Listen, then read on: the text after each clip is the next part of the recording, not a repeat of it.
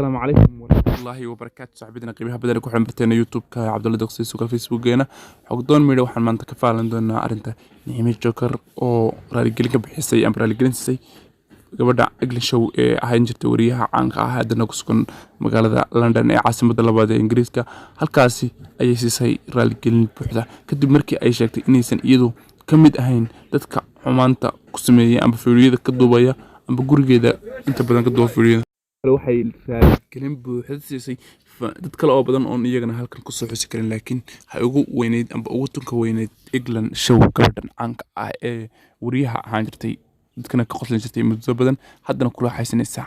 wadamada reer galbeedka ee qariga ku ah in wax soo saarka mid kamid ah saaxiib arintan ayaan saaka in la waagay laakiin marka waxaan ka codsanayaa inaad muuqaal kale saarto oo sheer garay saaxiibada kale Facebook ku xiran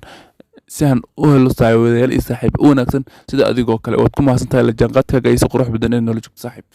haddaba arintan ninka oo si dhex galayna fan gabadha caanka ah ee sida weyn u soo dhex jirta barta suuqyadaha ama rubaydaha soo galisa ee England waa English show ayaa raaligelin buuxda siisay waa hanadaad Nihimi Joker ayaa raaligelin buuxda oo boqolkiiba siisay English show kadib markii ay ugu aadasay inay ka mid tahay saaxiibada daahir cala soo amba groupka hadda qlayse groupkaasi oo iyada la duka ama ka sheega waxyaalo badan oo haysan iyadu sameyn xataa ka duubay marka qaban video iyadoo qaawan si kastaba haatee waxa ay raaligelin buuxda oo boqolkiiba siisay England England waxay friends ama saaxiib la ahayd oo kaliya daahir cala soo laakiin kuma ajin baytay mu'aamarada iyo waxyaalaha aniga iga dhanka ah ee loo isoo sameeyay ama lagu sameeyay taas oo waxay tiri hordhac u ah inaysan iyadu ka mid ahayn ama nacdiibo buuxa bay u hayn in iyadu ka mid tahay group ka dhaqlayso iyo inay liddi ku tahay Nihimi Joker farxiyo ka bayray iyo hablo badan oo kale oo ku jira iyo soo kale wiilal badan ay ku aadasay inay ka dahaayeen kuwa muuqaalada ka duubay ee xataa gurigeeda u soo soo daahir calasow isna uu muuqaalka halka ugu hantidayo oo xataa uu sheegay inuu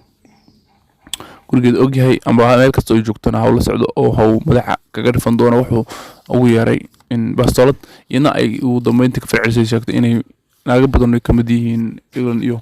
daahir calasow ay dhibkooda ku meerin doonto si kastaba haatee arintan ayaa ku soo aadaysa markay Nihimi ogaatay in ay iyadu